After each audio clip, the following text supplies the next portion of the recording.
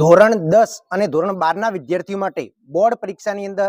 Paper check કરવા બાબતેના કેટલાક નિયમોમાં બદલાવ થયો છે। જે રીતે સીબીએસઈ બોર્ડ કક્ષાના જે પેપરો ચેક થાય છે એ જ રીતે હવે ધોરણ 10 અને 12ના ગુજરાત સેકન્ડરી અને હાઈ સેકન્ડરી બોર્ડ જે છે જીએસઈબી છે એના પણ પેપરો ચેક કરવા બાબતે કેટલાક ફેરફારો થયા છે। કારણ શું છે? તો રીઝન એક જ છે કે આપણે ગુજરાત બોર્ડનું જે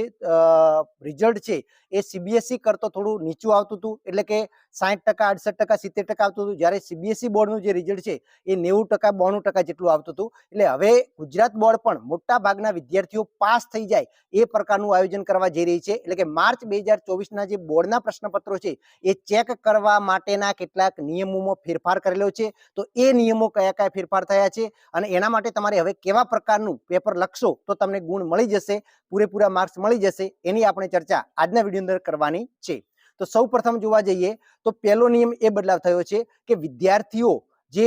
પેપર ચેક કરવા વાળા જે શિક્ષકો હોય છે એમને એક આન્સર કી આપેલી હોય છે અને એ આન્સર શીટ પ્રમાણે જ જવાબ લખેલા હોય તો પહેલા ગુણ આપવામાં આવતા હતા, પણ હવે એવું થવાનું છે કે આન્સર શીટ પ્રમાણેના વિદ્યાર્થીઓના જવાબ ભલે ન હોય, એની અંદર વિદ્યાર્થીઓ જે પ્રશ્ન પૂછેલો છે એ પ્રશ્નનો ફક્ત હાર્દ જળવાતો હોય અને એ રીતે વિદ્યાર્થી મૌલિકતાથી જો જવાબ આપ્યા હશે તો પણ વિદ્યાર્થીને પૂરેપૂરા ગુણ આપી શકે છે, એટલે કે ગુણ કેવો કપાશે નહીં। બીજું કે ઘણી વખત ગણિત જેવા વિષયની અંદર તમે જોવા જો તો એની અંદર પ્રમેય પૂછાયો છે તો પ્રમેયની અંદર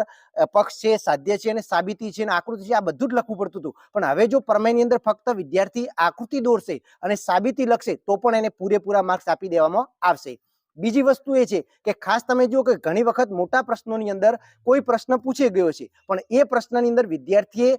પાઠ્યપુસ્તકને આધારે પોતાની જે સમજણ શક્તિને આધારે પ્રશ્નનો જવાબ આપેલો છે તો પણ એના માર્ક્સ વિદ્યાર્થીને મળી શકે છે। ઘણી વખત એવું થશે કે વિદ્યાર્થી કોઈ પ્રશ્ન એવો પૂછાયો છે જેની અંદર આકૃતિ દોરવાની થતી જ નથી, પણ વિદ્યાર્થી પોતાની વિવેક બુદ્ધિનો ઉપયોગ કરી અને એની અંદર આકૃતિ દોરે છે, ડાયાગ્રામ દોરે છે, તો પણ વિદ્યાર્થીને હવે પૂરેપૂરા માર્ક્સ મળી શકે છે। ત્રીજી વસ્તુ જોવા જઈએ તો વિદ્યાર્થી ખરા ખોટા જે કરવાના હોય છે, ઘણી વખત વિદ્યાર્થી સાચું ખરું લખે તો પણ વિદ્યાર્થીને માર્ક્સ નતા મળતા, પણ હવે જો રાઈટ કે ખરું કે ખોટાની નિશાની કરશે તો પણ ખરા ખોટાની અંદર માર્ક્સ મળી જશે અને ખાલી જગ્યાઓની અંદર ફક્ત ખાલી જગ્યાઓમાં જે જવાબ આવતો હતો એ જ જવાબ સાચો હશે તો પણ વિદ્યાર્થીને માર્ક્સ મળી જશે, આખું વાક્ય વાંચવામાં આવશે નહીં। અને હેતુલક્ષી જે ટૂંકા પ્રશ્નો છે એની અંદર ફક્ત આન્સર જે જવાબ વાળો જે ભાગ છે એટલો જ શબ્દ સાચો હશે તો પણ એને પૂરેપૂરા માર્ક્સ મળી જશે, બીજા વાક્ય રચનામાં કોઈ ફેરફાર જોવામાં આવશે નહીં। સાથે સાથે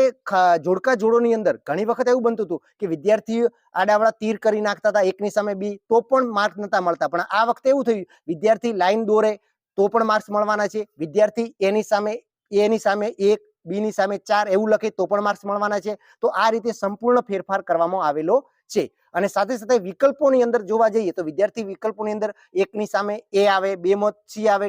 3માં D આવે એવું પણ લખેલું છે તો પણ વિદ્યાર્થીને માર્ક્સ મળી જશે, એટલે કે ઘણા બધા ફેરફાર થયેલા છે। બસ આ વખતે જરૂર એટલી છે કે તમારે પ્રશ્નને કોરો મૂકવાનો નથી, જે યાદ રહે, જે આવડ્યું હોય તમારે એની અંદર લખવાનું છે, લખશો તો તમને માર્ક્સ મળવાના છે, કારણ કે હવે પણ ગુજરાત સરકાર પણ વિદ્યાર્થીઓનું રિઝલ્ટ ઊંચું આવે એ પ્રકારના કામ કરી રહી છે। હજી પણ તમારો કોઈ ડાઉટ હોય તો તમે કમેન્ટ્સ કરીને પૂછી શકો છો।